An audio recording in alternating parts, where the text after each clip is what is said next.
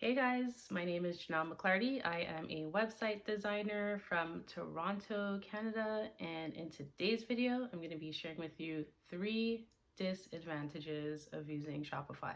So I did give you a few advantages in a previous video, and today I'm just going to give you some disadvantages to look out for. Not to say that you shouldn't use Shopify because of this, but it is something to be aware of because every single website platform has its ups and downs. So it's good to just know that right offhand so you know what you're getting into. So, disadvantage number 1 is that it is harder to customize a template on a Shopify platform.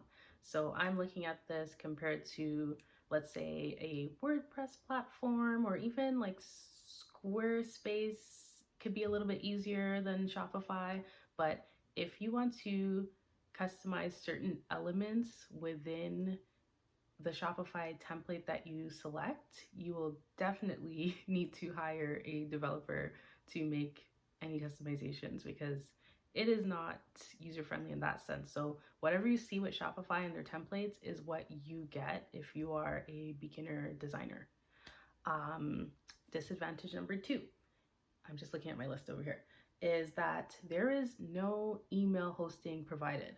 So you will have to get an external email host. Other platforms, let's say like WordPress, if you're linked through GoDaddy, you can have an email hosted with whichever account you're using. But Shopify, it definitely has to be external. And I know that I believe it's Wix that has its internal email hosting that you can just purchase through Wix. So that is a disadvantage, that you have to have things separated a little bit, but it's not a big deal, to be honest. And then disadvantage number 3 is that it can be a bit expensive. Even though you are starting off at the $29 a month range, I believe that's their least expensive plan, things can rack up on a monthly scale if you are, let's say, purchasing applications like they might have a MailChimp, like email marketing application, that if you attach to your Shopify website, it's going to charge you maybe another $20 a month. You might have another marketing tool for, let's say, a premium Instagram marketing tool where you can make your shop look a little bit more premium and cool than the free one. So that can cost you another $20 a month. And then that racks up to $60 a month. And then you have additional expenses that you incur because the more sales you make, Shopify does take certain percentages. And then you have your MasterCard, well, not your MasterCard, but your credit card expenses, which that's just typical.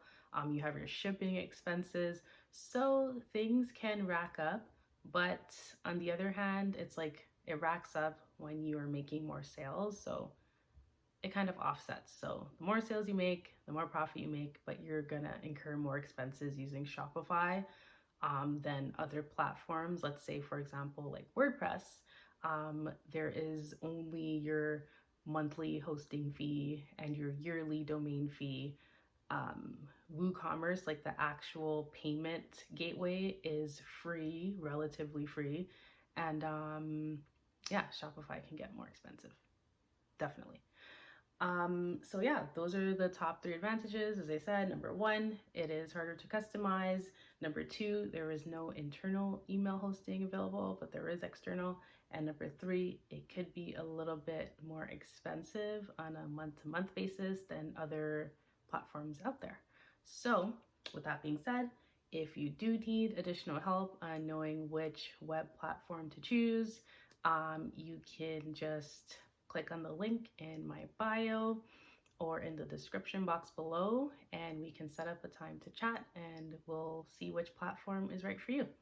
So yeah, thank you so much for watching, and I will see you in the next video.